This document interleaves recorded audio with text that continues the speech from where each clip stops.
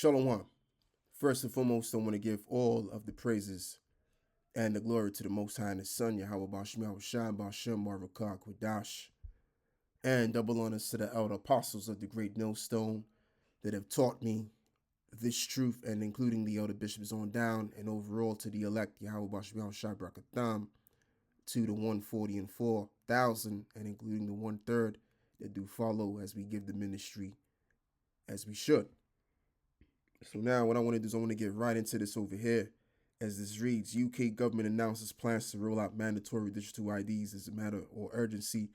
And as this also goes as far as to read, the British government has announced plans to roll out mandatory digital IDs for all citizens who wish to participate in society. Prime Minister Starmer, who met with Bill Gates recently to discuss the scheme, launched the Office for Digital Identities and Attributes, a digital ID watchdog within the Department for Science, Innovation, and Technology, tasked with rolling out of the mandatory digital IDs under the leadership of Chief Executive Hannah Rudder. ReclaimTheNet.org reports with this, the Labour's government picked up where the Conservatives once left off, considering that the office was first announced by the previous cabinet in 2022, when it was envisaged as an interim entity for introducing digital ID in the UK. Convenience is once again at the center of the way the authorities explain the need for such a push. Rudder is quoted as saying that instead of a patchwork of paperwork, and she's referring to the paperwork for both government and private entities, needed as proof of identity today, and there is a better way. Digital identity can make people's lives easier and unlock billions of pounds of economic growth, Rudder said, without further breaking down the numbers that help her arrive at the billion pounds figure. And so, it just goes right back to one thing, is that we are going to be found right when it's all said and done. Many have their various interpretations on what they assume the mark of the you know what is, and it's looking more every single day that we're the ones in the right, that the mark of the beast, I'll just come out and say it, is indeed the implantable device, that which will be made mandatory, okay, which will only but work with the digital ID system, and to also tandemize you right along with the CBDC, which is the foundation of the digital ID setting, which is what Bill Gates is setting up. Okay. Now, as this reads over here, now the head of this article, as it reads, National Digital ID is a foundation. Let me slow it down, man. National Digital ID is a foundation for CBDC.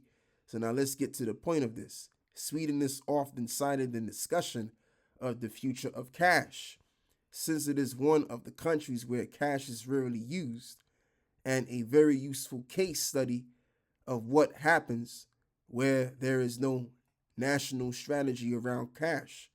Cash begins to vanish from the public sphere because merchants don't want it and customers don't bother carrying it, not because of any explicit strategies. However, as the cash drains away, some groups are marginalized and excluded, which is why a strategy is needed. You got people that still use cash in Sweden, but this is going to be a real life scenario where society will marginalize you and you will be X'd out. You will have no name in society by then if you don't take that mark. Okay? So if you look at Sweden, Sweden is pretty much an example that Klaus Schwab wants for the rest of the world. Sweden ain't nothing more than a test bed right now. Okay? Homeless people may accept cards, but pensioners and refugees can be shut out by a cashless world. Exactly.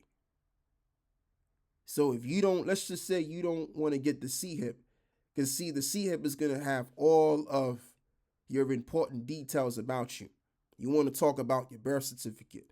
You want to talk about um, your credit card, your debit card details, your medical details, all the important things that your government needs to know about you. If you don't have that mark, then you will be basically a nobody. You'll be pretty much considered that of an immigrant. Okay, and if not, you'll probably be considered a T word.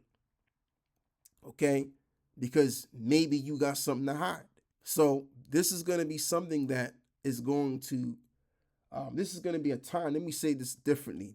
We're coming into a time now where if this is rolled out, we're going to have to be tested. And the scriptures speak about how the Lord will deliver us in the hour of temptation if we hold daily to his word. As it is written, if we hold daily to his word. All right. So now let me go and read this now. This is Ezekiel 2. And we will read, I could read verse 1, man.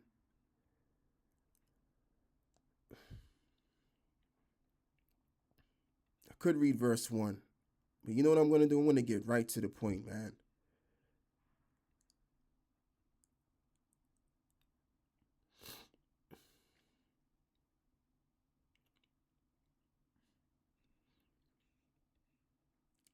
Yeah, you know what? Let me go up and read the first verse, and the point is in the 5th verse. And he said unto me, Son of man, stand upon thy feet, and I will speak unto thee. And the Spirit entered into me when he spake unto me, and set me upon my feet, that I heard him that spake unto me. And he said unto me, Son of man, I sent thee to the children of Israel, to a rebellious nation that have rebelled against me, and they and their fathers have transgressed against me, even unto this very day. For they are impudent children and stiff-hearted.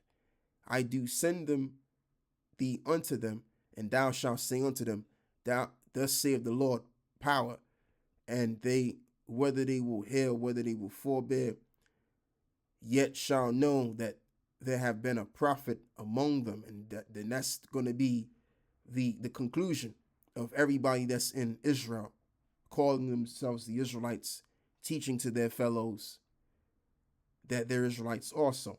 It's going to be solidified, and the conclusion is going to be, once again, is that Great Millstone had it right all along, which is going to prove that we was doing the right thing, which was to prophesy the visions of the Most High. And that's what we're here to do. Okay? We're here to prophesy. We're not here to use this truth to sell out with it so that we can gain some popularity and explode on our pockets with a load of money and try to prop up ourselves, make ourselves look like the megalomaniacs that we don't need to be. What we need to be doing is preaching the word according to as it is written. And then in those things we'll be justified and we'll be blessed and glorified with Yahweh Shai. All right. This is James 1 and verse 17.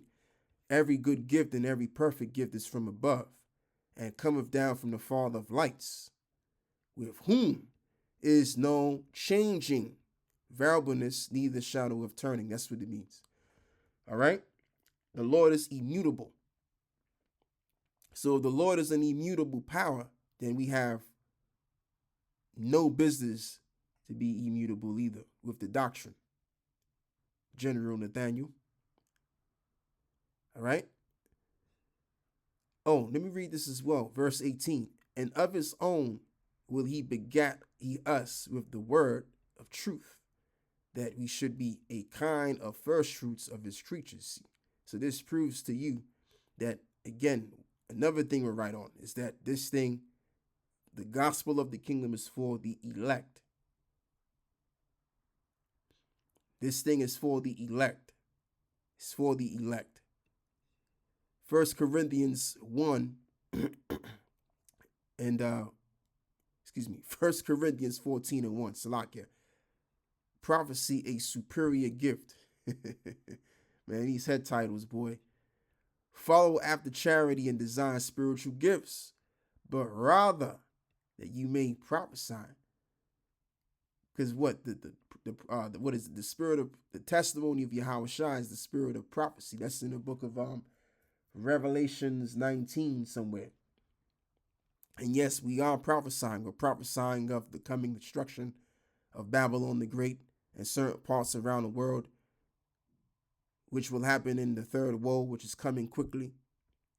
And we're prophesying about this implantable device coming in, which is the mark of the beast system. Okay? Which the mark of the beast system is basically the digital ID, which is being established as I'm talking. Or should I say, as we all talk together, putting up these lessons. So now let's even get into this over here.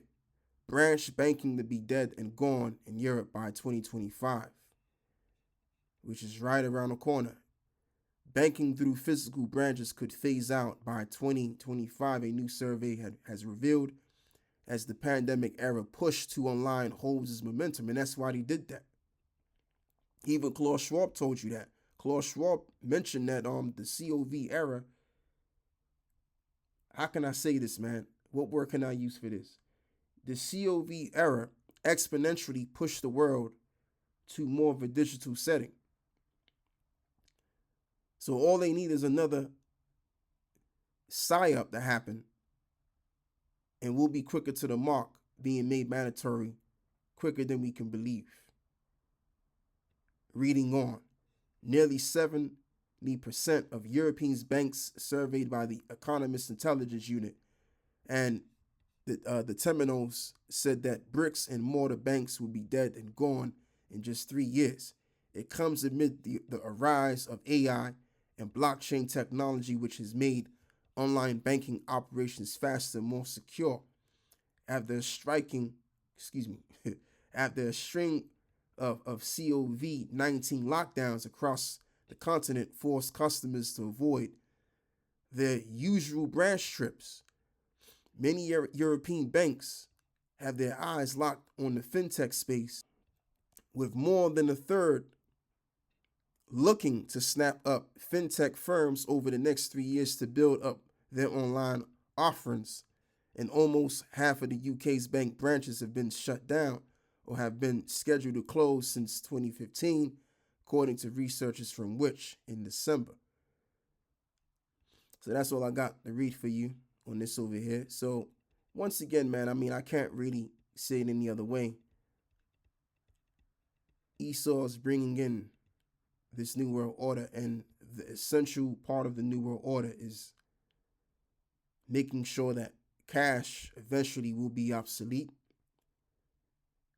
and so that the CBDC and the digital ID will be the basis of society to be put to use only. And if you ain't a part of this, then guess what? You're gonna be X'd out digitally, and you may be X'd out physically. And if it gotta go that route, we'll take it there too. Because we believe in Yahweh Bashmiah Shai, and we believe in a better kingdom. We believe that there's a rest which remaineth for the sons of God. And this place over here damn surely isn't our rest.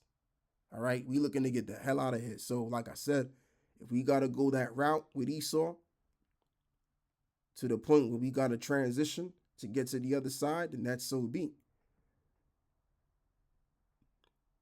So anyway, with that, I want to give all of the praises and the glory to the Most High and the Son, Yahweh Bashmiah Shai, Bashem, Barakah, Quadash, and double honors to the elder apostles and the elder bishops on down. Yahweh Bashmiah Shai Brakatham to the 140 and 4,000, and including the 1/3 as well. Shalom.